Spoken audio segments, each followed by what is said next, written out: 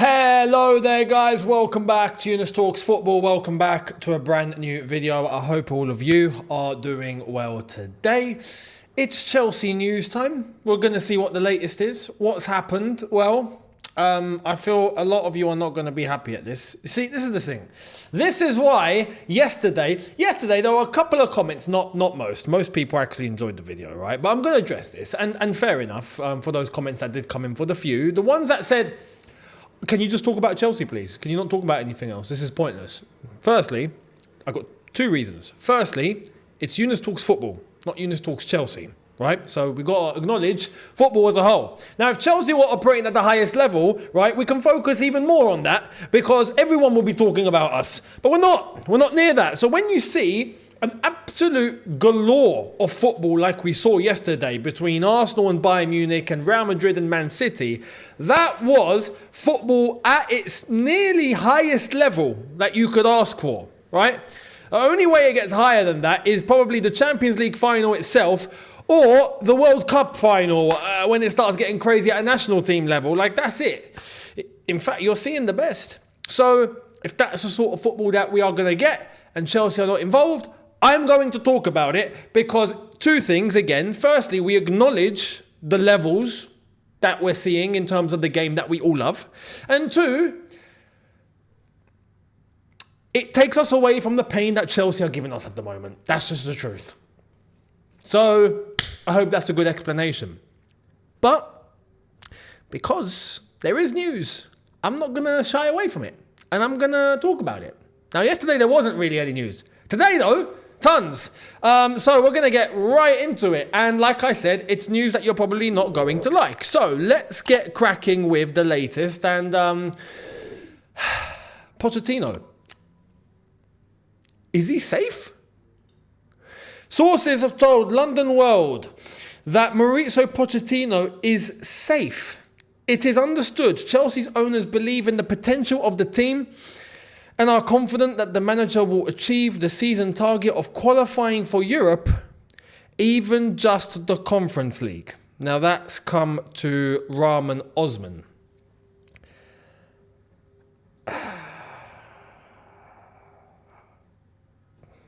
Can I find something to like pull my eyes out? Because this isn't going to suffice. I need like a scalper.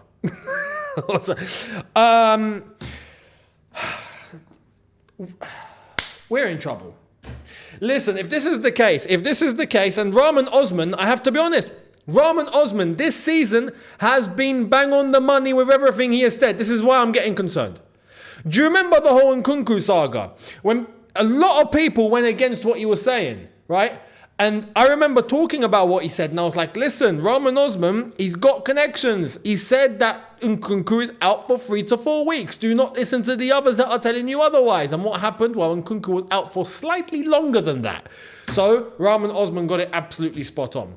He's been bang on the money this season. He's been told this. And this article goes on to explain why.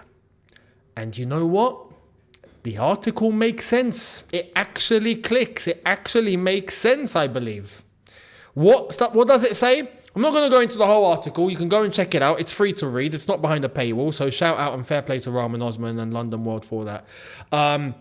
It goes on to say, especially the main sticking point here, if they sack him now, they would have to pay compensation. They paid compensation to Thomas Tuchel. They paid compensation to Graham Potter.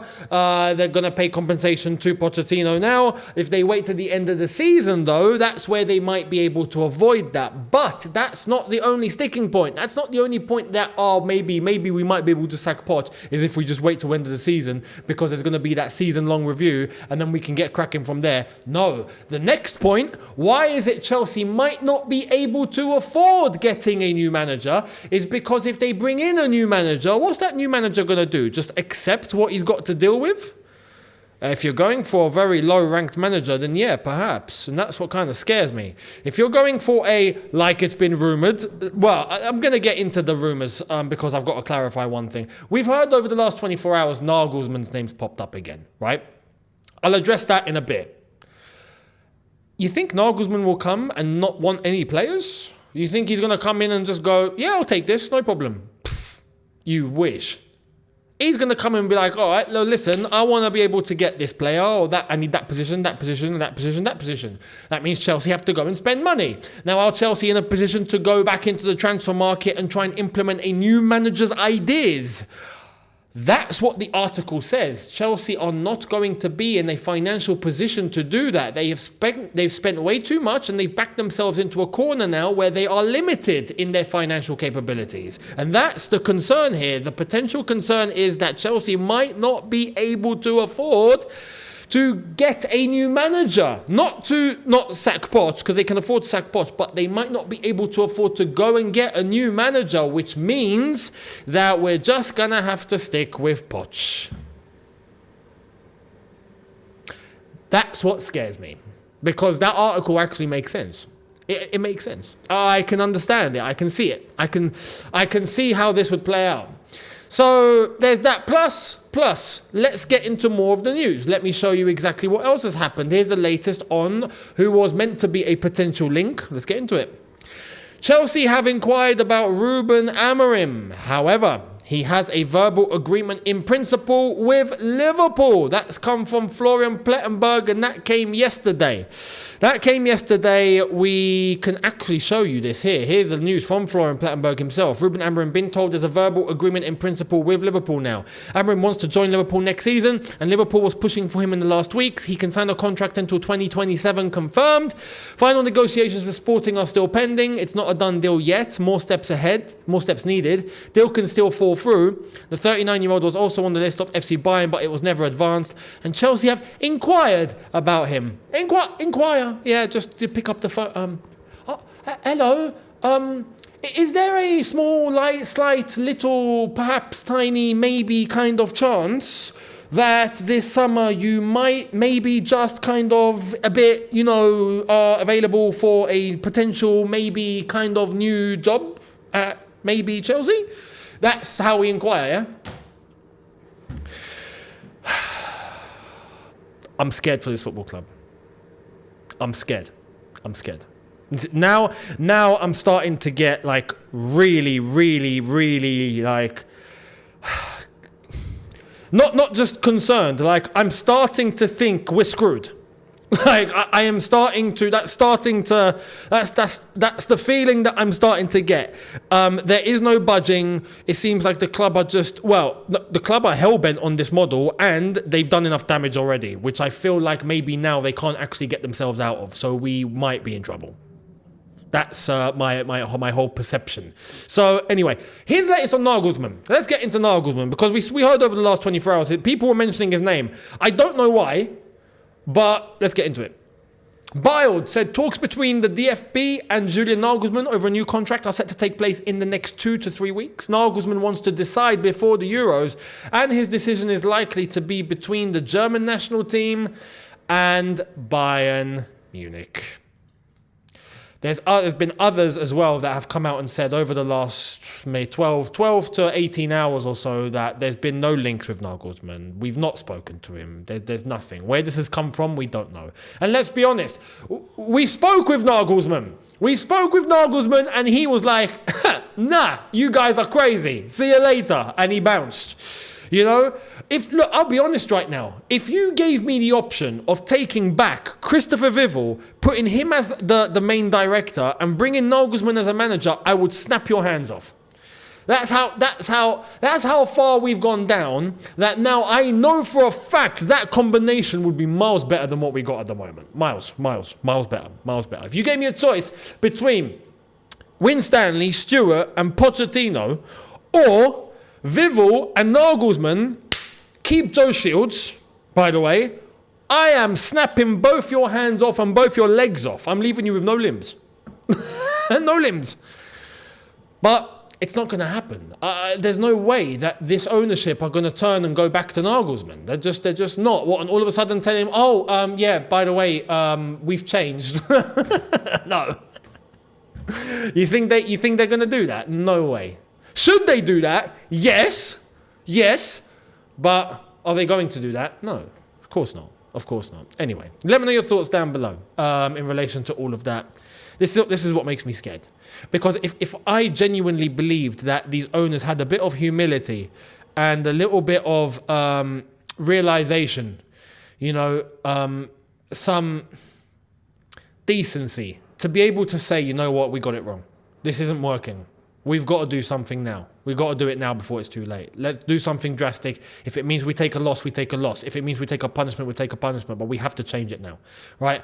If they done that, fair enough. Everyone's back onto the same page and we go again, right? But they're not doing that. They're doubling down and their main aim is clearly financial. So let me know your thoughts. Now, let's get into what Enzo has said. Talking about people that actually have some sort of humility and admit, right? Big up Enzo. Let's get into it. Enzo Fernandez says, I want to feel like that Enzo that was playing at the World Cup. I want to get back there. Maybe personally, I'm still not 100% and don't feel like I've shown my potential. I'm trying to get there as quickly as possible. Now, I admire the ability to be able to come out and say, yo, I'm not up to it at the moment. It's not quite going quite well. And I'm not going to sugarcoat and pretend that everything's okay. Fair play to Enzo for that, because what he has said here is correct. Now, in relation to Enzo, I think it's a little bit split. I think there are people that believe he's a good player who's just not playing well, mainly because of the way that we're playing and Pochettino. And I think there's another section that believe that Enzo was just a one tournament player and the hype got to him and we paid the value for that hype and now we're left with the remains. That's basically the two camps that exist at the moment. And I have to be honest with you, who's correct? Time will tell. I can't come on here and tell you for sure. Personally, I think Enzo is a good player. I think he'll come good. I think with the right manager, the right teammates around him, the right system, I think he balls, right? But there's no way being certain with that. Maybe he just did have one fantastic tournament. Maybe. Maybe he peaked. Maybe that's it. Maybe that's the level that he can operate at in terms of where he was at Benfica. One good tournament with Argentina. I mean, at the end of the day, let's have it right. This was Argentina. This was the team that won the World Cup. Yeah. So he's got what he needs around him as well. This was my point.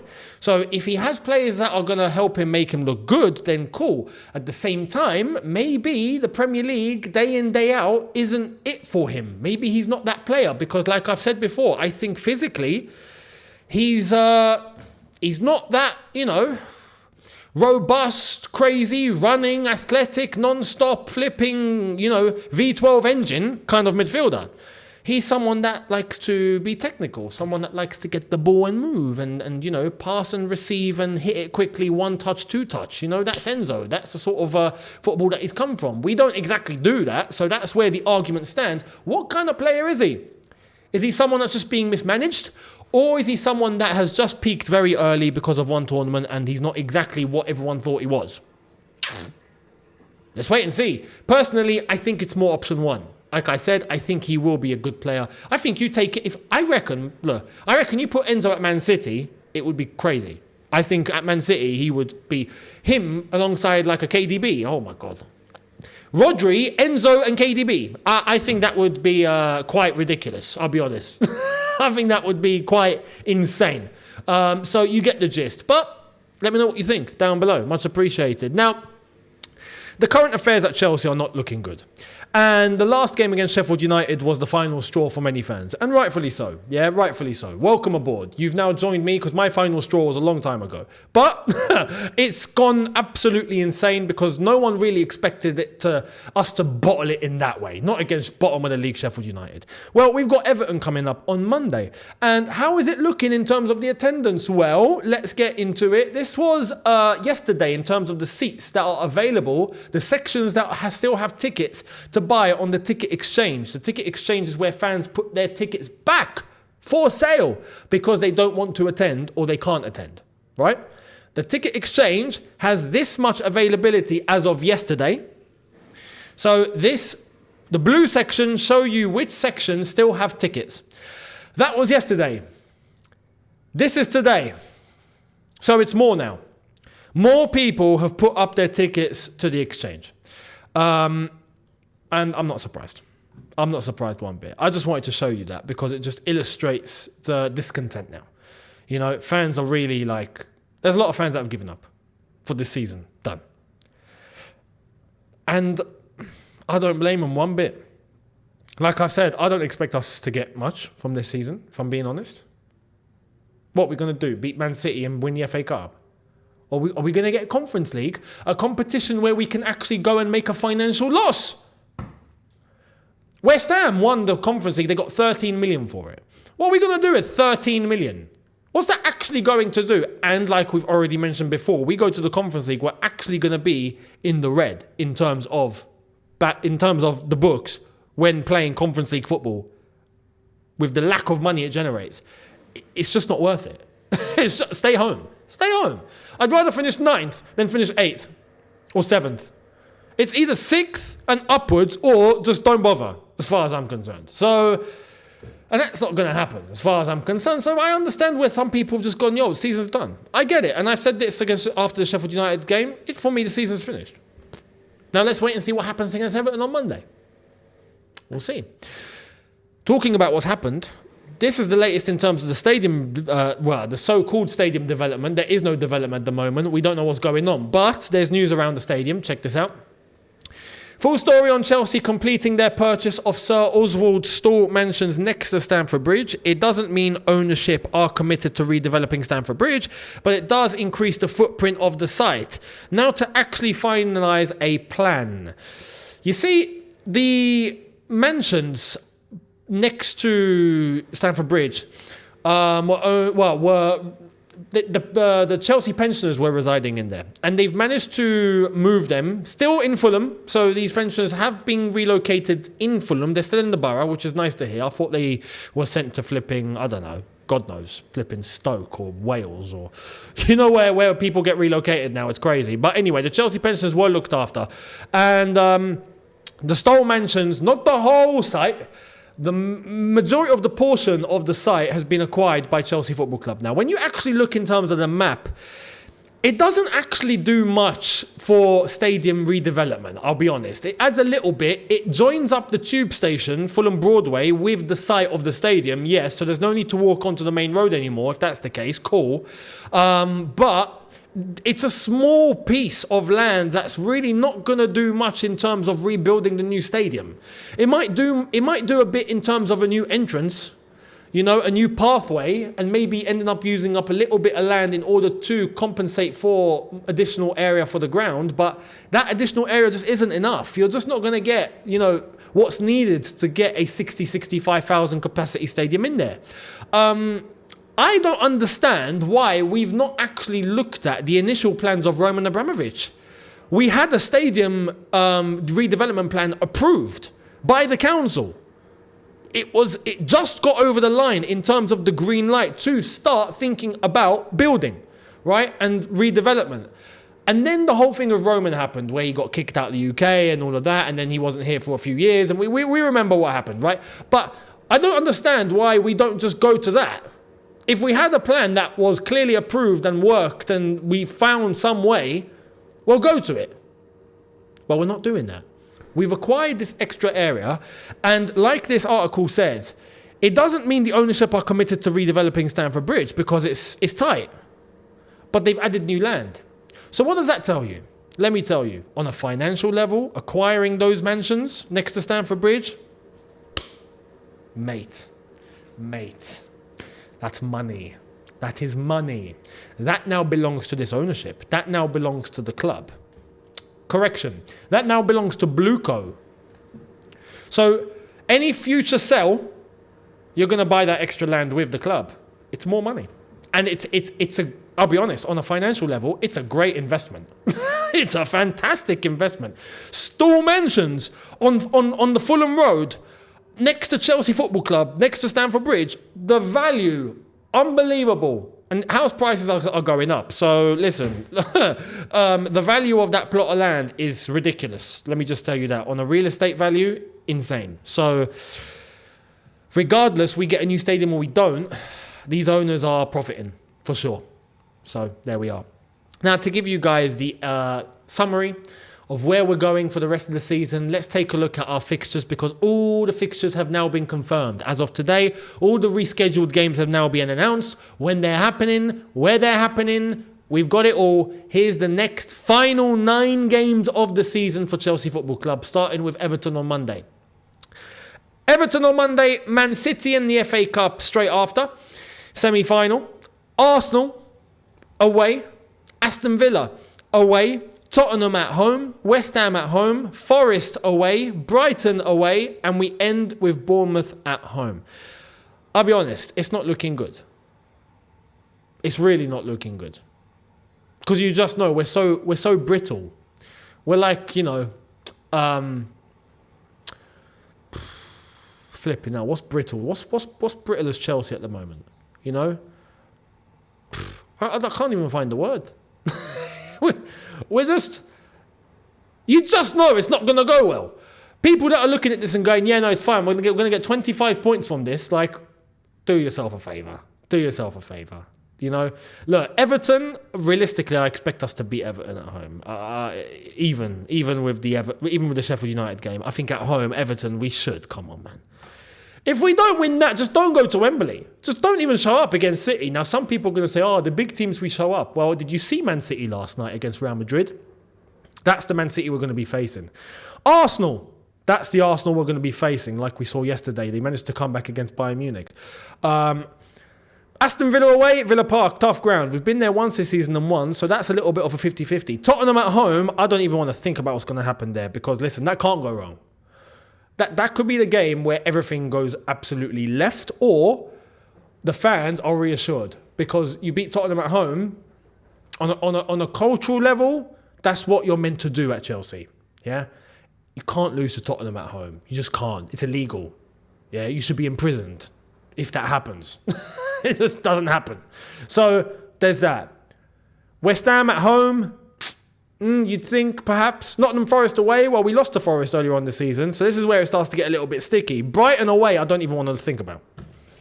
I don't even want to talk about. No.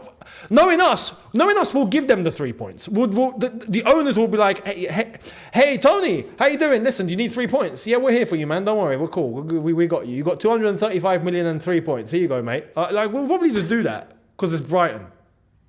And Bournemouth at home at the end of the season is the end of the season. I think the damage will all be done by then. So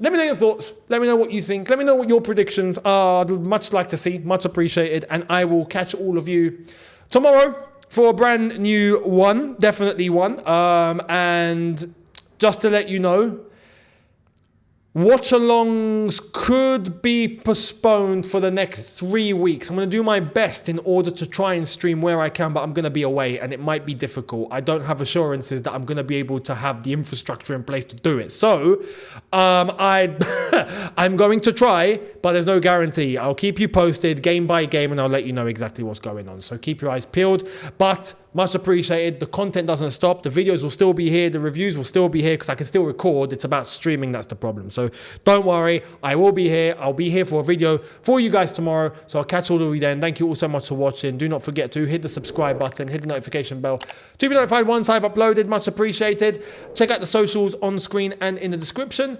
And I will catch all of you tomorrow for a brand new one. Have a good one, people. See you lot then. Take care and peace.